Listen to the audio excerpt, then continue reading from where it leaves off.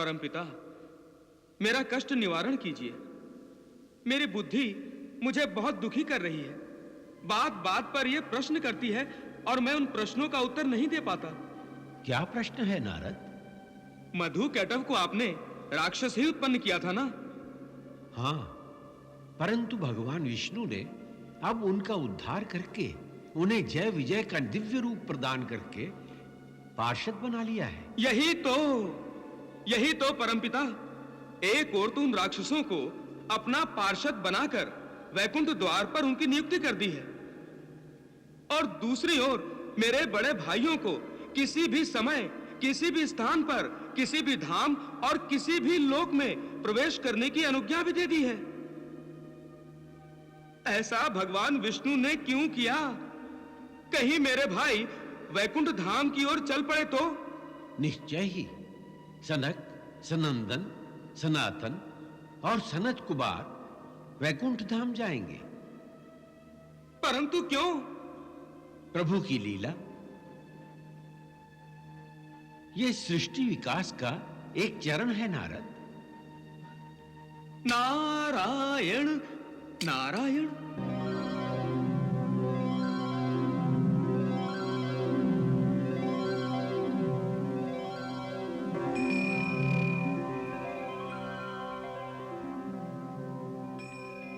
रुक क्यों गए? हमें वरदान प्राप्त है। हम किसी भी समय प्रभु के प्रत्यक्ष दर्शन कर सकते हैं। चलो भीतर चलो। ऋषिवरों, हम क्षमा चाहते हैं। हम इस समय आपको भीतर नहीं जाने देंगे। हाँ, प्रभु विश्राम कर रहे हैं। किंतु हमें तो स्वयं प्रभु ने अनुज्ञा दी है। हम किसी भी समय उनके दर्शन कर सकते हैं, इसलिए हे पार्षदों, हमें ना रोकिए, हमें जाने दीजिए। नहीं महात्माओं, हम विवश हैं। हम आपको प्रभु के विश्राम में बाधा नहीं डालने देंगे। भ्राता श्री सनंदन, जरा ध्यान से देखो, ये वैकुंठ धाम ही है। निश्चय यही वैकुंठ धाम है।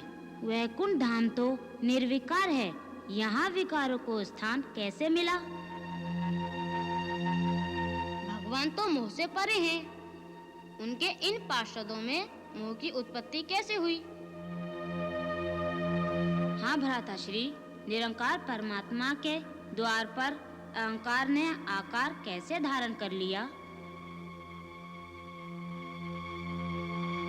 आप दोनों तो परम धाम का वातावरण विकृत कर रहे हैं। आप दोनों को वैकुंठ धाम में रहने का कोई अधिकार नहीं।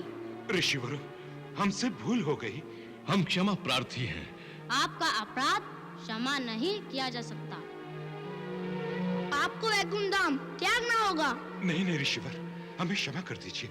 3 बार असुर योनि भोगने के पश्चात ही आपके पाप दूर होंगे और तभी आपका उद्धार होगा। नहीं, ऐसा ना करें ऋषिवर, ऐसा ना करें। नहीं ऋषिवर, हमें क्षमा कीजिए, हमें क्षमा कीजिए। हमें श्राप मत दीजिए ऋषिवर, हमें श्राप मत दीजिए। हमें श्राप मत दीजिए। हमें श्राप मत दीजिए ऋषिवर, हमें क्षमा कीजिए। हे जय, हे विजय,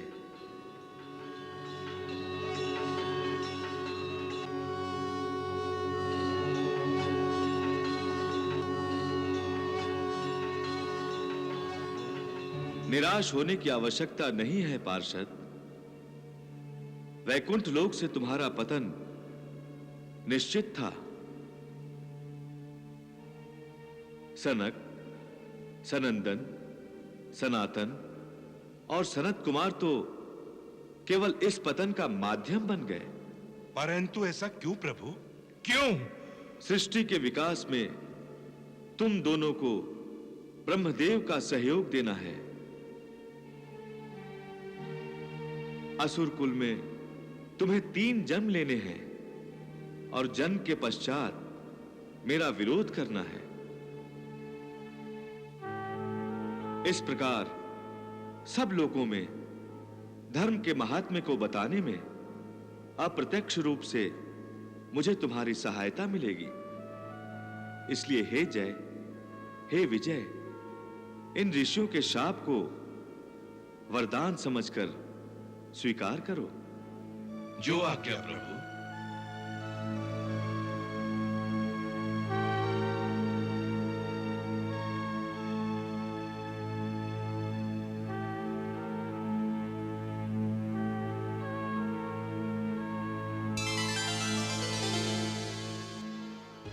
भगवान की लीला को समझना बड़ा दुष्कर है पिताश्री।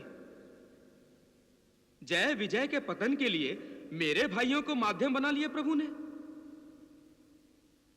अब उत्सुकता ने मानसिक उहापोह करना आरंभ कर दिया है कि जय विजय कहां जन्म लेंगे। वत्स नारद, मेरे 10 मानस पुत्रों में से केवल कश्यप, वशिष्ठ और अत्रि, इन 3 पुत्रों ने ही गृहस्थ धर्म पालन करना स्वीकार किया है,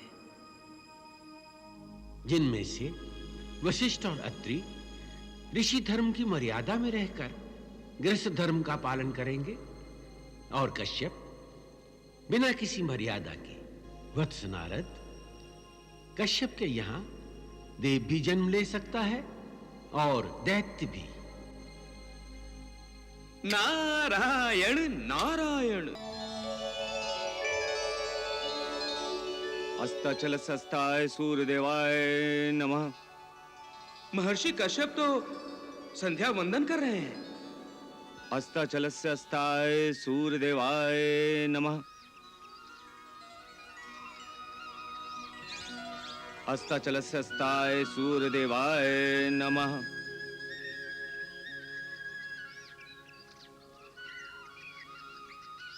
अस्ताचलस्ताय सूर्यदेवाय नमः। अस्ताचलस्ताय सूर्यदेवाय नमः। अस्ताचलस्ताय सूर्यदेवाय नमः। अस्ताचलस्ताय सूर्यदेवाय नमः। सूर्यदेवाय नमः।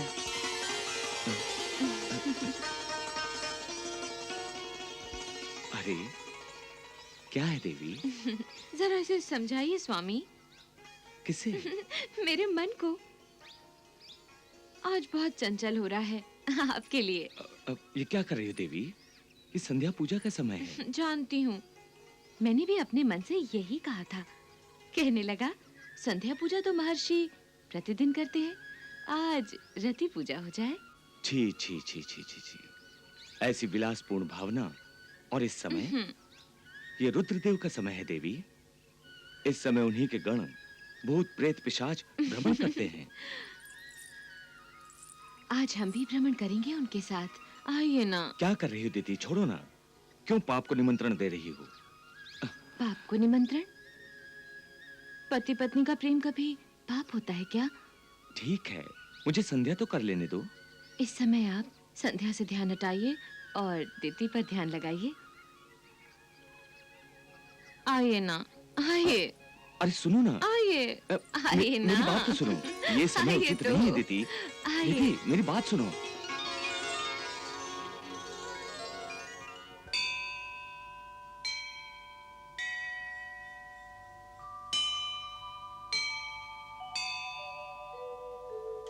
महर्षि,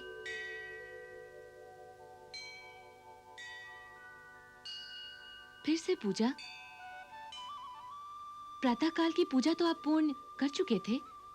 देवी, मेरी पहली पूजा पुण्य के लिए थी। अब मेरी पूजा अर्चना पाप नाश के लिए है। आपने कौन सा पाप किया? प्रत्येक कार्य समय अनुसार किया जाए तो पुण्य बन जाता है, असमय किया जाए तो पाप। असमय में किए गए यज्ञ का फल भी उल्टा हो जाता है। पुण्य के स्थान पर उसका परिणाम भी पाप बन जाता है। मैं उसी पाप का शमन करने का प्रयास कर रहा हूं, क्योंकि प्रकृति से मुझे संकेत मिल चुका है। कैसा संकेत?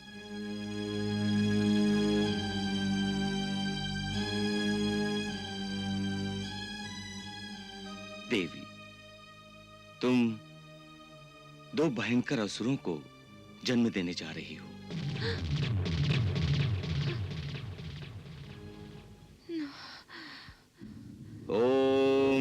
रुद्रदेवाय नमः। ओम रुद्रदेवाय नमः। ओम रुद्रदेवाय नमः।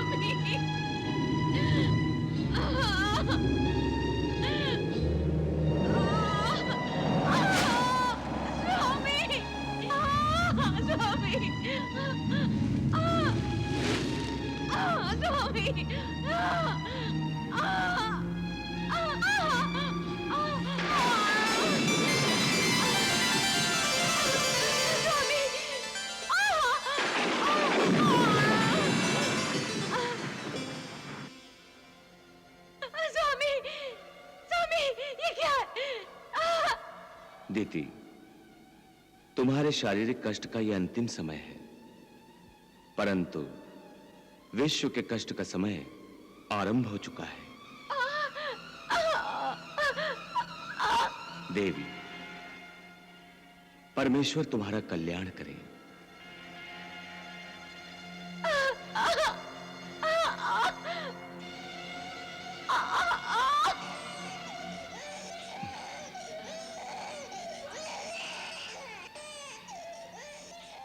देवी, तुम्हारी संतान तीनों लोगों के लिए कष्टदायी है।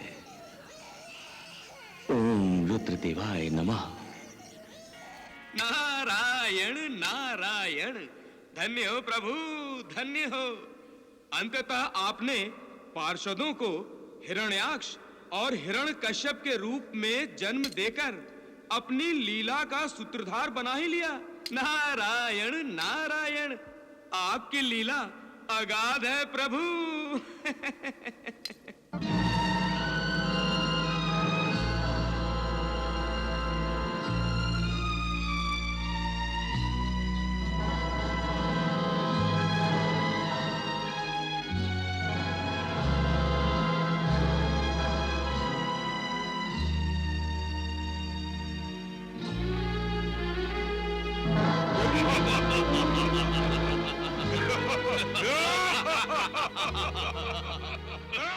महर्षि, ये शिशु देखते ही देखते युवक कैसे हो गए? पाप ऐसे ही बड़ा होता है देवी। ये असुर विश्व पर अनर्थ करने के लिए ही उत्पन्न हुए हैं।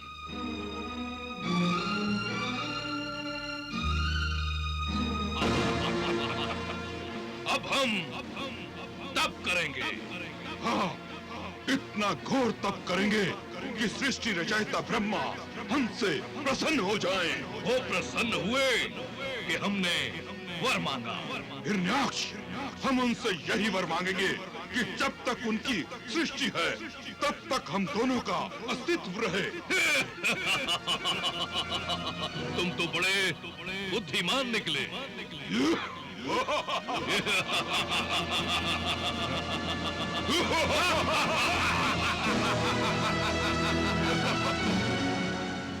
पिताश्री, क्या आपकी रचित इस सृष्टि में नियमों के लिए कोई स्थान नहीं? रचनाकार जब भी किसी चीज की रचना करता है तो उसकी सुरक्षा भी सोचता है, और बिना नियमों के तो सृष्टि भी नहीं चलेगी। तो ये क्यों कर संभव है कि कल तक जो आपको अपना भोजन समझता था, खाना चाहता था आपको, आज वो ही आपसे कुछ पाने के लिए तपस्या कर रहा है? नारायण नारायण।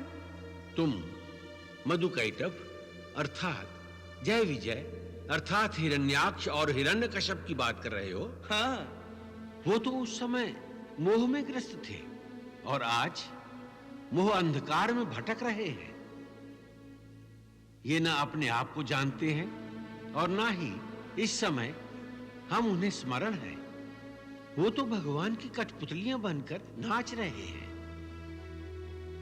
दोनों केवल इंद्रियों के सुख के पीछे भाग रहे हैं और उनका काल उन्हें खाने के लिए उनके पीछे दौड़ रहा है। वत्स नारद, ये दौड़ तो कई जन्मों तक चलेगी। उस दौड़ का अंत क्या होगा? ये तो प्रभु ही जाने। नारायण नारायण। ओम ब्रह्मणे नमः। ओम ब्रह्मणे नमः। ओम ब्रह्मणे नमः। ओम ब्रह्मणे नमः। ओम ब्रह्मणे नमः। ओम ब्रह्मणे नमः। ओम ब्रह्मणे नमः। ब्रह्मणे नमः। आंखें खोलो वत्स।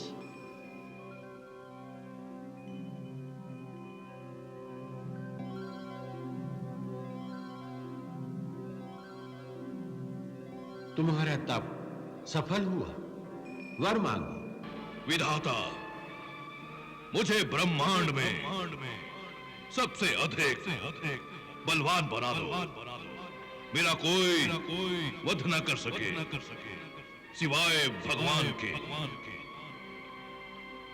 हे पितामह, हे सृष्टि के रचयिता, हे प्रभुदेव, आप मुझे ऐसा वरदान दें कि न मैं जल में मरूं, न थल में, न धरती पर, न आकाश में, न घर के अंदर, न घर के बाहर, न मैं दिन में, न मैं रात में, न मैं देव से, न दैत्य से, न दानव से, न मानव से, न पशु, न पक्षी, इनमें से कोई भी मेरा संहार न कर सके। ब्रह्मदेव, आप मुझे यही वरदान है। तुम्हारी मनोकामना पूरी होगी।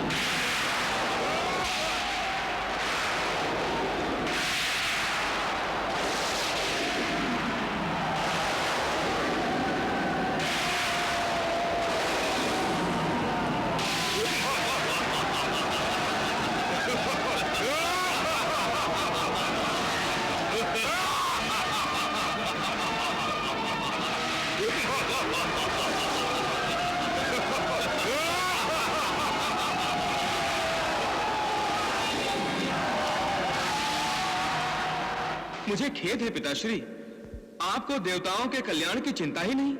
इतनी निराशा किस लिए नारद? पिताश्री, यदि भगवान की लीला में आपका सहायक होना परम आवश्यक है, तो देवताओं की सुख शांति को ध्यान में रखना भी आपके लिए आवश्यक है। हम सबके प्रभु तो आप ही है ना। इतने व्यथित क्यों हो नारद?